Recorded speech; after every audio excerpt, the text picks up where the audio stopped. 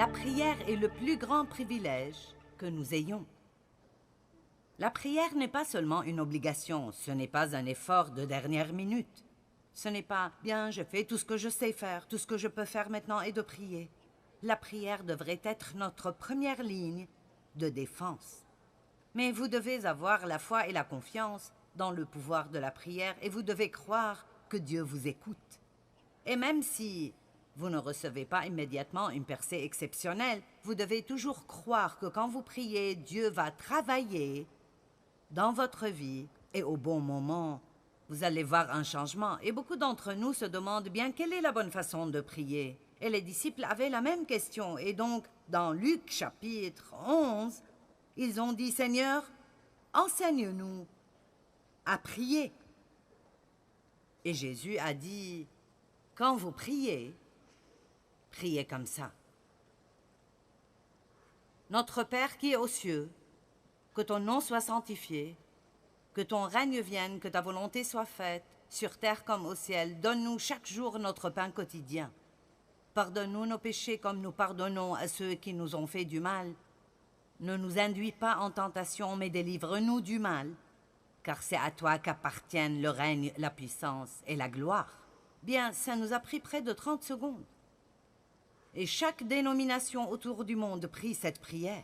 Il n'y a probablement pas un d'entre vous qui n'a pas reconnu cette prière. En 40 ans, je n'ai jamais enseigné la prière du Seigneur. Et je fais une marche le matin, et je prie, et je ne sais pas pourquoi, mais il me vient beaucoup de grandes idées créatives et ointes quand je marche. Et il y a quelques semaines, je priais la prière du Seigneur, et Dieu a commencé à la disséquer pour moi et à me montrer à quel point cette prière était étonnamment puissante.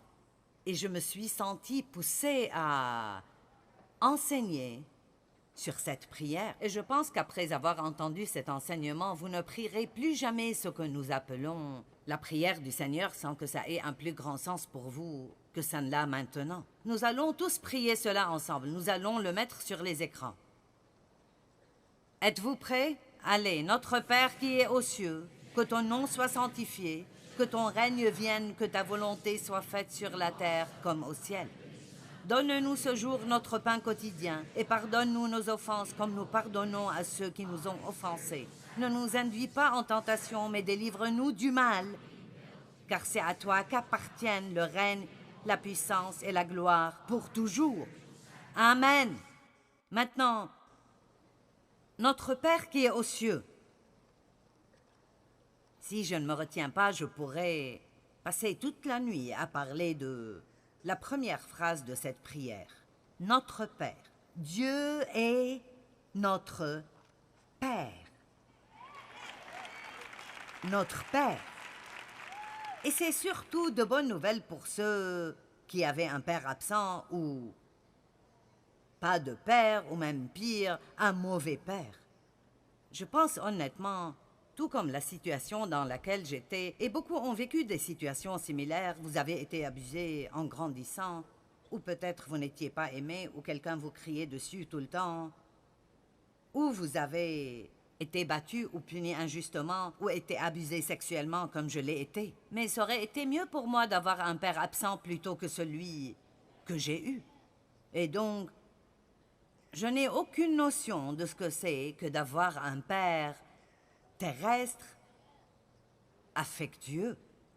Ceux d'entre vous qui ont eu un papa merveilleux, vous devez l'apprécier et vous devez lui dire combien vous l'appréciez et vous devez lui faire savoir que vous êtes reconnaissant de la façon dont il vous a élevé, parce que beaucoup n'ont pas eu cette opportunité. Mais Dieu veut toujours être pour nous toutes choses que nous avons pu avoir manquées dans le naturel.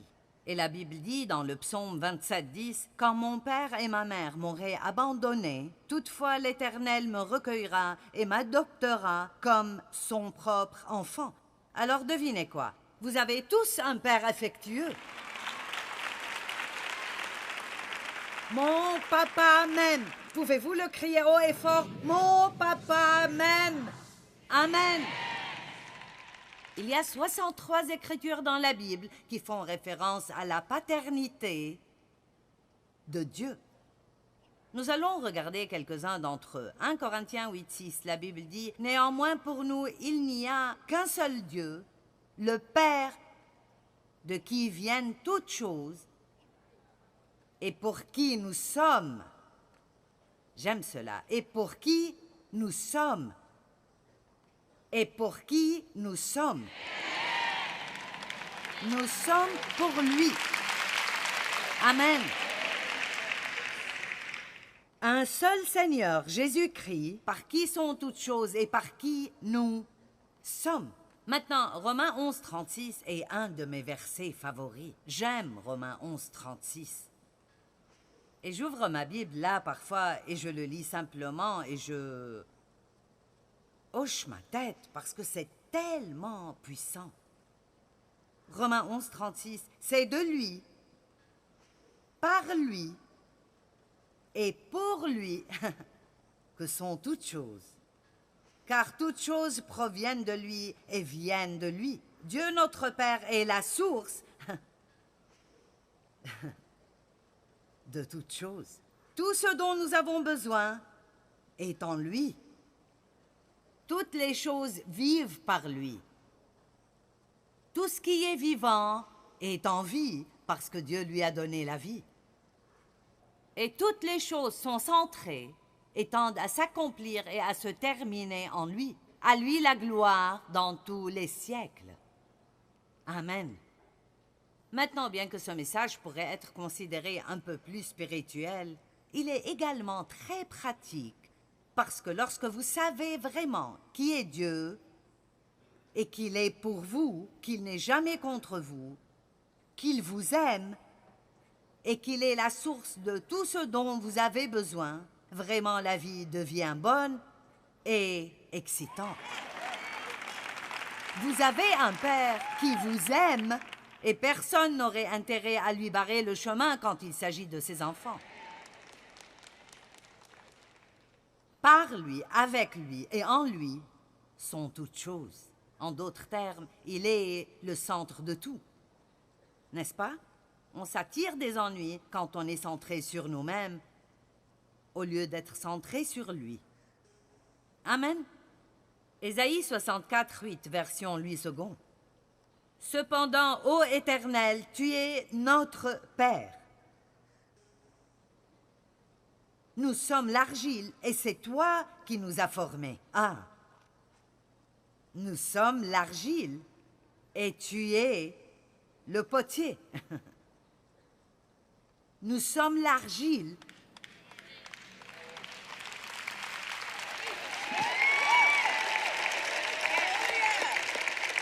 Alors Dieu, tu peux nous prendre et faire tout ce que tu veux avec nous. Et ce n'est vraiment pas notre affaire.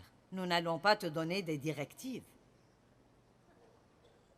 Nous sommes tous l'ouvrage de tes mains. Je vous le dis, si quelqu'un d'entre vous ne se sent pas bien ce soir, j'aimerais pouvoir vous ouvrir l'esprit et vous remplir du psaume 139 qui dit « C'est toi qui as formé mes reins, c'est toi qui as créé ma conscience, qui m'as tissé dans le sein de ma mère. En secret, tu nous as créés et nous as formés. » Et Dieu a regardé tout ce qu'il a fait et a dit « C'est bon. C'est bon. » Ne laissez jamais personne vous dire que vous n'êtes pas bon. Ne laissez jamais personne vous dire que vous étiez un accident, qu'il ne vous voulait pas. Même si vos parents n'ont pas planifié de vous avoir, Dieu l'a planifié. Et il a un but pour vous et un plan pour vous. Et il est votre Père. Vous avez quelqu'un de votre côté qui est le plus grand des plus grands d'entre eux.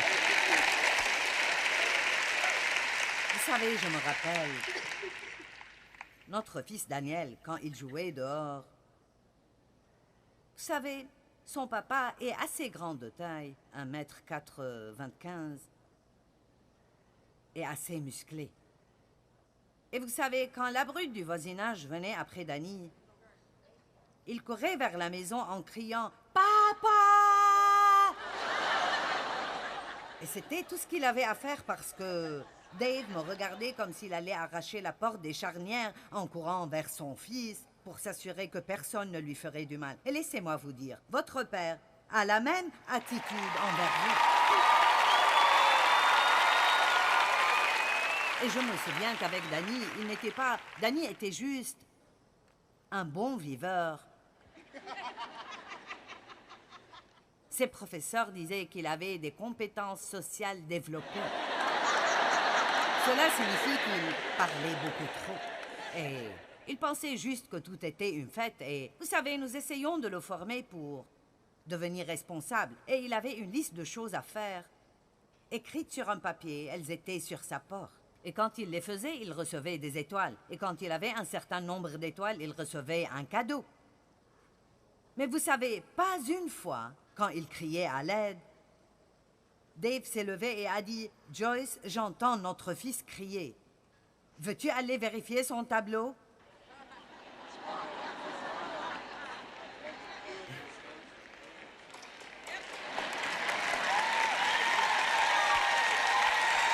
Allez, lorsque vous avez besoin d'aide, votre Père céleste, ne va pas vérifier votre tableau pour s'assurer que vous avez toutes les bonnes marques avant de décider de vous aider. Il est votre Père et il vous aime.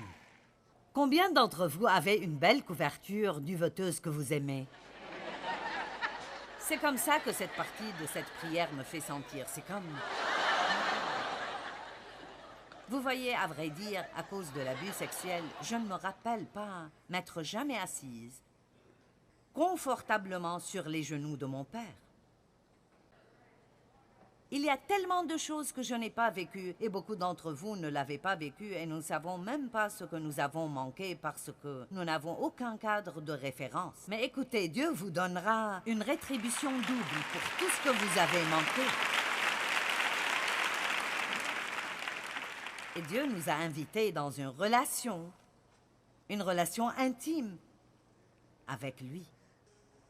Jérémie 3,19, je disais... C'est Dieu qui parlait à travers Jérémie. « Comment te mettrais-je parmi mes enfants et te donnerais-je un pays de délices, un héritage, le plus bel ornement des nations? Je disais, tu m'appelleras mon Père,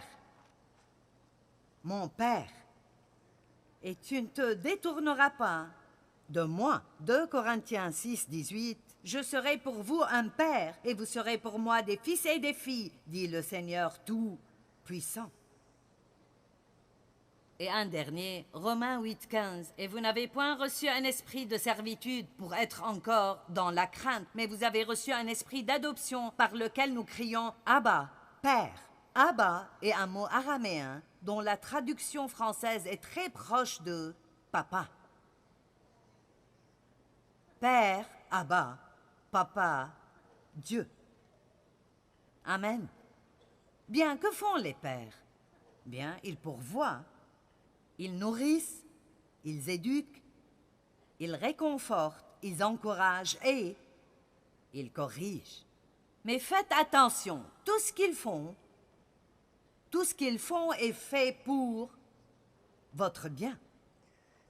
Et c'est difficile pour un enfant lorsque votre parent dit « Je sais que tu ne comprends pas, mais je fais ça pour ton bien. » Même quand ils vous punissent ou vous privent de quelque chose que vous voulez, et ils disent « Je fais ça pour ton bien, tu ne comprends pas. » Et c'est la même chose avec Dieu. Parfois, il ne nous laisse pas faire les choses que nous voulons faire, et c'est pour notre propre bien. Et nous devons lui faire confiance, tout comme nous voulons que nos enfants nous fassent confiance. Maintenant, je ne sais pas qui ce sera, ou si vous êtes dans ce bâtiment ce soir, si vous regardez par la télé. Mais je peux vous dire qu'il y a certaines personnes dont les vies seront totalement et complètement transformées et réalignées, simplement en comprenant ce soir que Dieu est votre Père, votre Papa Dieu.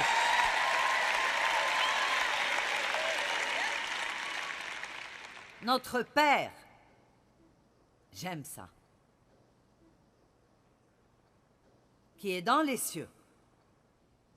Dieu est sur son trône céleste. Mais vous savez, Dieu vit dans deux endroits.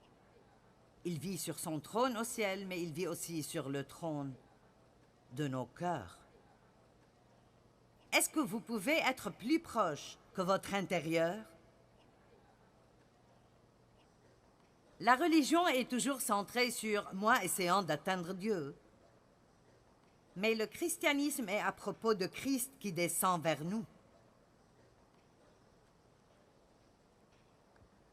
Il vit en vous si vous êtes croyant. Christ en moi, l'espoir de la gloire. Vous êtes la maison de Dieu Tout-Puissant.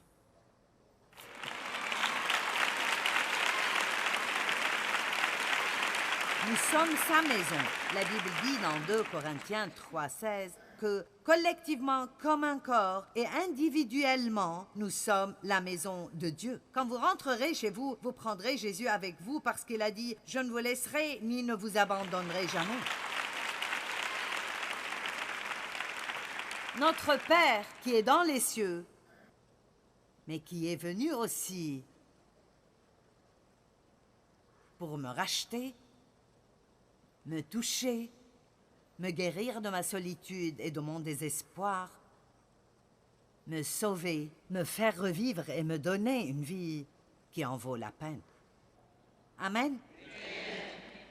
La meilleure chose qui me soit arrivée est lorsque Dieu a touché ma vie. J'étais déjà croyante depuis longtemps, mais je n'avais aucune intimité, pas de connaissance de Dieu.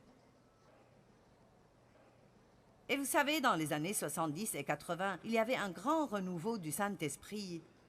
Et beaucoup de personnes étaient remplies de l'Esprit, ou quelle que soit la terminologie que vous mettez dessus. Et je ne glorifie pas les expériences.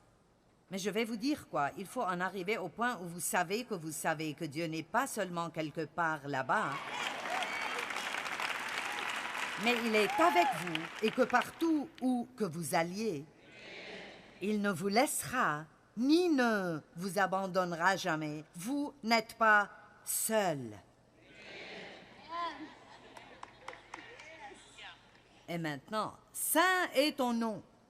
Ouh! Je pourrais être enlevé au ciel aujourd'hui. Je me suis sentie tellement enthousiasmée quand j'étudiais ça. Je veux vous dire quelque chose, et je l'entends avec tout amour et respect. Nous avons beaucoup entendu parler de l'amour, de la grâce et de la miséricorde de Dieu, et je l'ai toujours prêché. Mais je pense que nous devons aussi entendre parler de la sainteté de Dieu, et le jugement de Dieu, et la crainte révérentielle de Dieu. Et si elle ne revient pas à l'Église, nous sommes dans de graves difficultés dans les temps où nous vivons. Amen. Oui, Dieu nous aime, et parce qu'il nous aime, nous pouvons vivre une vie supérieure et plus élevée. Nous avons la puissance du Saint-Esprit, non seulement pour nous donner la chair de poule et un drôle de langage pour prier avec, mais nous avons la puissance du Saint-Esprit pour nous permettre de conquérir le péché et vivre pour la gloire de Dieu. Et je dois probablement vous dire maintenant que, à partir d'ici, ce message n'est pas pour les âmes sensibles. Mais c'est juste que...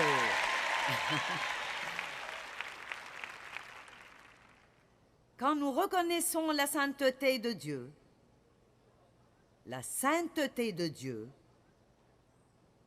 le Dieu saint, si nous n'étions pas en mesure d'aller à Dieu par le Christ, pas un d'entre nous pourrait vivre un moment dans la sainteté de Dieu. Quand nous reconnaissons la sainteté de Dieu, nous sommes remplis de crainte révérentielle. Pourquoi y a-t-il tellement de péchés dans le monde aujourd'hui? Et pourquoi y a-t-il même tellement de péchés parmi le peuple de Dieu? Parce que nous n'avons pas la crainte révérentielle.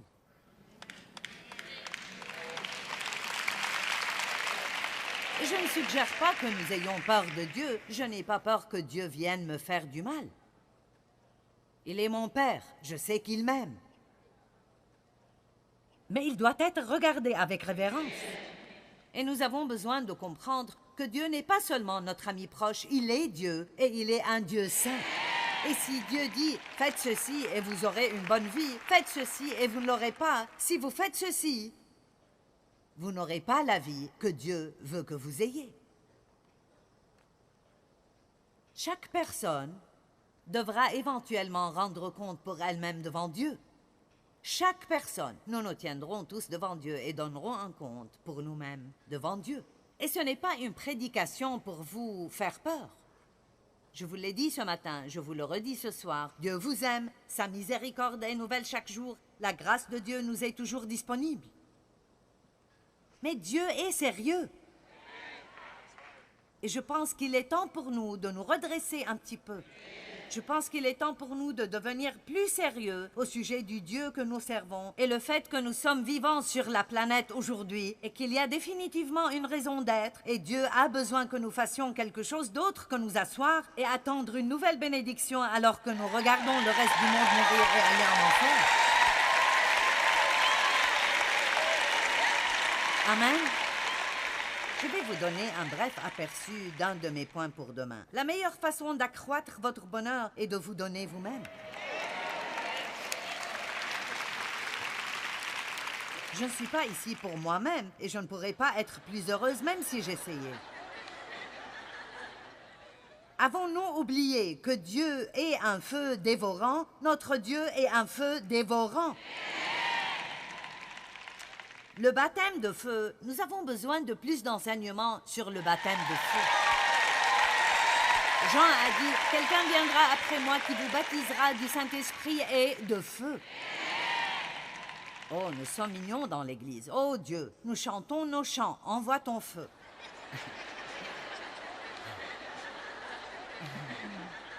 Eh bien... Quand le feu de Dieu vient dans votre vie, je peux vous dire ce qui arrive parce que je l'ai eu. Il brûle tout ce qui n'est pas compatible avec sa nature. Et tout ce qui reste, il embrase pour sa gloire. M'avez-vous entendu? Quand le feu de Dieu vient dans votre vie, il brûle tout ce qui n'est pas consistant avec sa nature et il embrase tout ce qui reste pour que Dieu puisse l'utiliser pour sa gloire. Je vous dirai quoi, je ne sais pas de quel côté vous êtes.